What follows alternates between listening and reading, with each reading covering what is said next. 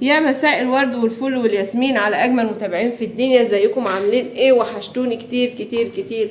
تعالوا نشوف مع بعض اخر التطورات واخر الحاجات اللي احنا وصلنا لها في المطبخ بتاعنا، وبعض الاخطاء الكتيره اللي احنا وصلنا لها في المطبخ هتشوفوها معانا دلوقتي، وتشوفوا في حاجات اتعالجت، في حاجات ما عرفناش نعالجها، وفي حاجات ما تنفعش تتعالج يعني من الاساس.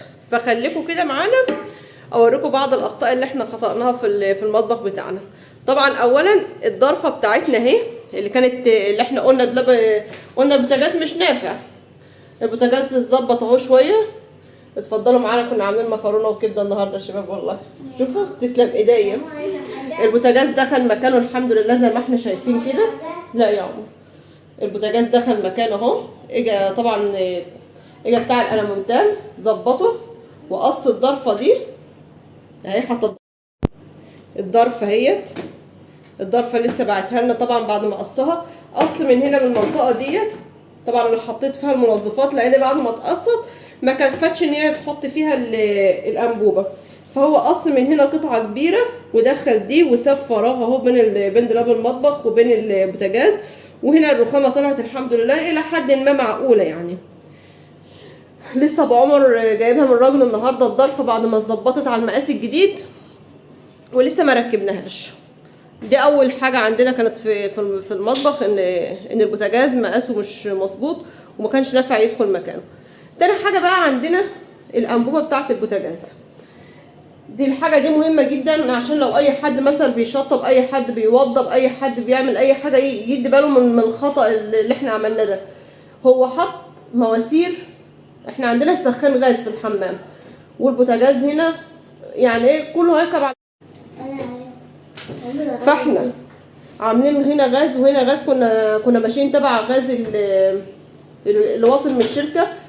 البيت هنا ما فيش فيه غاز من الشركه، فاضطرينا ان احنا نجيب انابيب. عملنا واحنا بنشطب، قبل ما نشطب ونخلص عملنا مواسير يدخل فيها الغاز من انبوبه واحده، وتوصل البوتاجاز والسخان بنفس الانبوبه. تمام. بصوا بقى حصل ايه عندنا هنا. اتفرجوا، استنوا كده ادور لكم الكاميرا. بصوا المنظر، شايفين؟ طبعا اول مشكله هتقابلنا ان انا لما اجي افتح البوتاجاز كده، شايفين؟ فطبيعي ان مره في مره هو مش هيتفتح قوي. ده رقم واحد. رقم اتنين، مره في مره الخرطوم هيقطم من هنا اهو. بيترى معانا اهوت لما البوتاجاز هيتفتح هيقطم. تمام. شايفين الانبوبه هنا عامله ازاي؟ منظر الانبوبه عامل ازاي؟ طبعا هو منظر مش حلو خالص. فلازم الانبوبه دي تتشال من هنا. في بره هنا في الشباك مسقط، في مسقط. ممكن المسقط ده ان احنا نحط فيه الانبوبه ونوصلها للحمام، وبعد ما نوصلها للحمام نوصل نفس الانبوبه من المطبخ. فهمتوا؟ يعني احنا المفروض نعمل ايه؟ نفس الوصله للانبوبه والسخان، بس نحطها في المسقط. لان هنا طبعا غلط قوي، مش عاجبني المواسير اللي داخله اللي فيها غاز. ده رقم واحد. رقم اتنين، المنظر عامل اللي احنا شفناه ده بتاع الانبوبه مش حلو خالص. اما تكون الانبوبه كده اهو ما هوش حلو خالص. فانا قلت اقول لكم على بعض الاخطاء وبعض التجارب اللي انا مريت بيها، عشان يعني ايه لو حد حب ان هو يعمل ما يقعش في نفس الاخطاء بتاعتنا. خليني كل يوم كده كل يوم اقول لكم على الاخطاء الجديده اللي عندي اللي انا بكتشفها في المطبخ بتاعي. تمام.